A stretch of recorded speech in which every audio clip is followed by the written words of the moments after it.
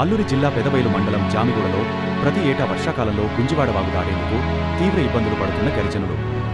వైద్యం, సరుకులు కావాలన్నా వంతెన దాటి వెళ్లాల్సిన పరిస్థితి. అనారోగ్యంతో బాధపడుతున్న తల్లిని హాస్పిటల్కి చేర్చేందుకు వంట గిన్నెలో వాగు దాటించిన కొడుకు. మీకు కూడా మీ అమ్మ అంటే ఇష్టముంటే ఇప్పుడే మన ఛానల్ను సబ్స్క్రైబ్ చేసి ఈ వీడియో గవర్నమెంట్కి చేరే వరకు షేర్ చేయండి.